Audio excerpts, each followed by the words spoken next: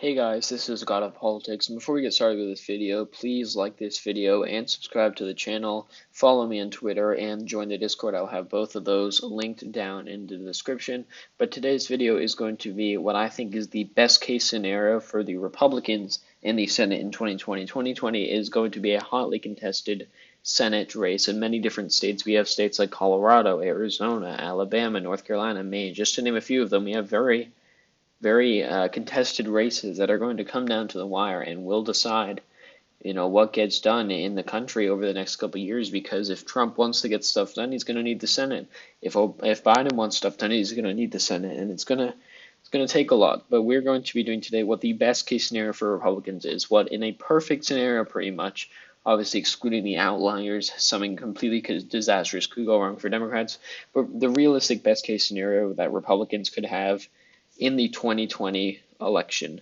So we'll first do the safe states for the Democrats. I think that the only safe states for the Democrats will be Illinois, New Jersey, Delaware, Massachusetts, and Rhode Island. That puts the Democrats at 40 safe seats, 35 to start with. The Republicans have 30 to start with. The Democrats are at 40 safe seats right off of the bat. And that is all the safe seats they're going to get. And for the Republicans, I think that Idaho safe, Wyoming safe, South Dakota safe, Nebraska safe, even Kansas could be safe with Chris Kobach. Despite how polarizing he is, he could win by a safe margin. It is still Kansas. Oklahoma by a safe margin, Iowa even by a safe margin. You have Joni Ernst, who isn't very popular, but it still is Iowa. In a best case scenario, I think she could barely crack a 10% victory, which would barely put it in a safe margin, as well as Texas with John Cornyn. This will probably be a likely margin in the actual scenario, but in a best case scenario, you could get up there into the 10-point margin. Louisiana, Arkansas, Mississippi, Alabama as well. This could be a huge flip for the Republicans in terms of the margin that they get. They could win by up to 10 points, even more than 10 points, because Hillary Clinton got more votes than Doug Jones did. And that's something that you're going to have to look at because of the fact that Doug Jones, his election, he won with a very low turnout. And now you have a presidential year in one of the most red states in the country. Doug Jones could lose by a safe margin, and even in not a best case scenario. David Perdue could win by a safe margin in the best case scenario as well. Lindsey Graham will probably win by a safe margin regardless. Same thing in Tennessee, even with Mitch McConnell being the most unpopular senator, except for maybe Susan Collins in the entire country, he would probably still win by a safe margin. Amy McGrath isn't that good of a nominee. In a best case scenario, he'd win by a safe margin. Then the final state was West Virginia, actually Alaska too. So that's 48 safe seats in the best case scenario right off the bat. The Republicans are only 2 seats away from a majority with just the safe states in this scenario. And so that's something that's going to be really good for them if they can stick to this best case scenario. Now we'll go to the likely, lean, and tilt states. We'll start up here with Oregon. I think Oregon would be a likely margin. You have Jeff Merkley here. He's not it is Oregon. It's borderline safe and likely. So in a best case scenario for Republicans would probably just bring this down to a likely margin, probably by around 8 to 9 points, something around that. In Montana, Steve Bullock could lose by a likely margin if he is the nominee, and it's a worst case scenario. Steve Daines is not that popular, but it is still Montana, and it is still national politics in the presidential election year. It's going to take something huge for Steve Bullock to win in a normal scenario, but in a best case scenario, he would lose by a likely margin. Not a safe margin because he is still the governor who's more popular than Steve Daines is as a senator, but it will be a likely margin, which is not good for the Democrats.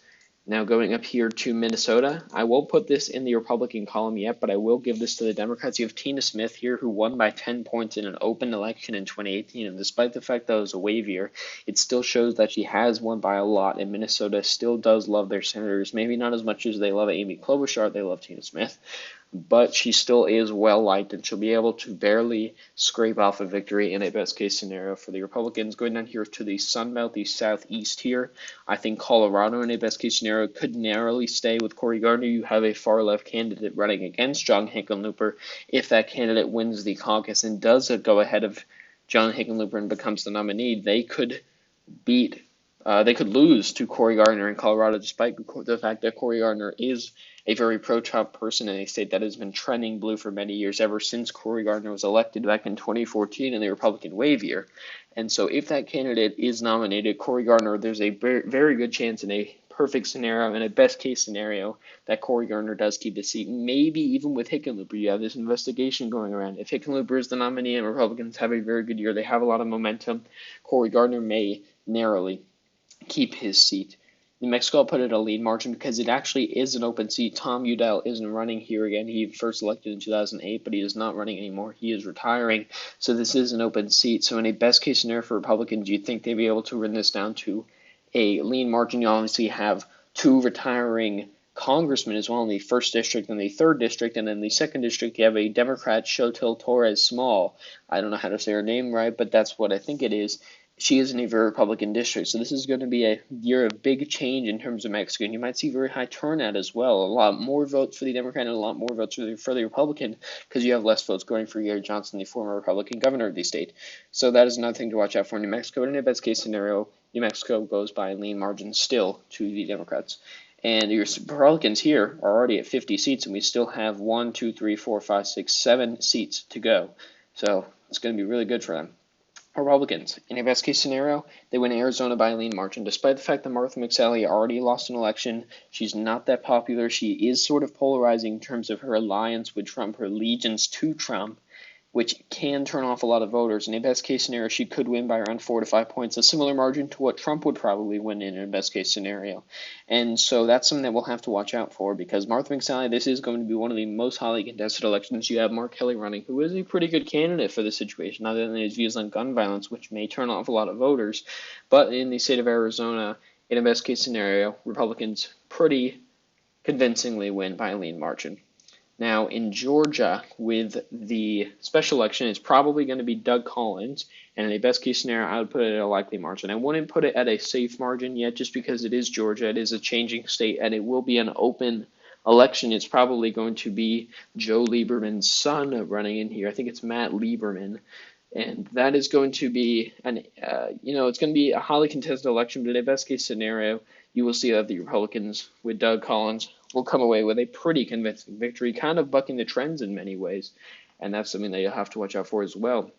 And now another very highly contested election is going to be North Carolina. North Carolina is the seat with Thom Tillis, the first-term Republican incumbent from the state of North Carolina. He's not very popular at all, but in a best-case scenario, he would win by a similar margin to what I think Martha McSally would win by in Arizona, and that is by around 4 to 5 points. North Carolina still is a Republican state, and while I do think that it will be marginally closer in the regular election, the presidential election, in a regular year, no best-case scenario, no worst-case scenario, it will probably go around 4 to 5 points, maybe 2 to 3 points. You never really know. It'll be closer, I think.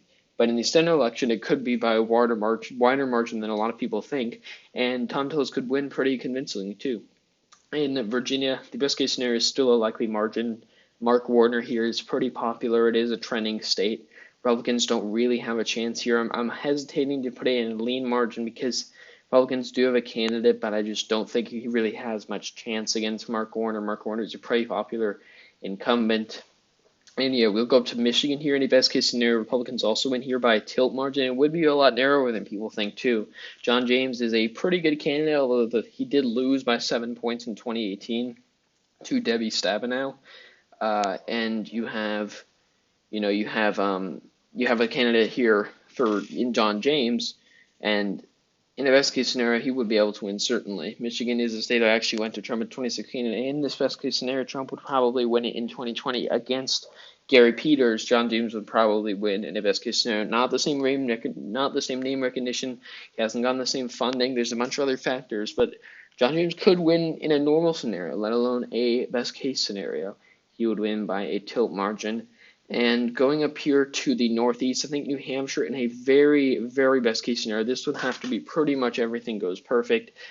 Republicans could win against Jeanne Shaheen in the state of New Hampshire. I'm not sure who the nominee is yet, but it is a state that narrowly went to Clinton in 2016, although they did flip a House seat and a Senate seat, and the governor's seat flipped to Republican. New Hampshire is a very changing state. You could see that there is another flip, even though it's a presidential year, and so that's something that's going to be really it's really important to watch out for, where the Republicans can get a big-name candidate that gets a lot of momentum. Maybe they could win this. I think that's why I'm putting it as a tilt margin for them in the best-case scenario. And the final seat, Susan Collins' seat, would be a lean margin in a best-case scenario. While she is very unpopular at this point, she's lost a lot of her popularity that she used to have, winning by 30 points in a state that went 30 points blue. But she could buck those haters, I guess you could call them, people dissatisfied with her vote on Kavanaugh, those kinds of things, and she would be able to win by a lean margin. So the final map looks like 56 Republicans, 44 Democrats, a net gain of 3 for the Republicans, flipping seats in Alabama, Michigan, and New Hampshire, and Democrats not flipping anywhere, not even in Colorado. So that's something that we're going to have to watch out for. But this is the map, the best case scenario for the Republicans, 56, not anywhere close to a supermajority that they would ideally want. Really, the only way you could get there is by winning Oregon, New Mexico, Virginia, and maybe even Rhode Island, or Oregon, Mexico, Virginia, and Minnesota, but that's not going to happen. But the map that I have now is 56 Republicans, 44 Democrats. But yeah, thank you all for watching this video. Please like and subscribe as always. Follow me on Twitter, join the Discord, and I will see you guys later.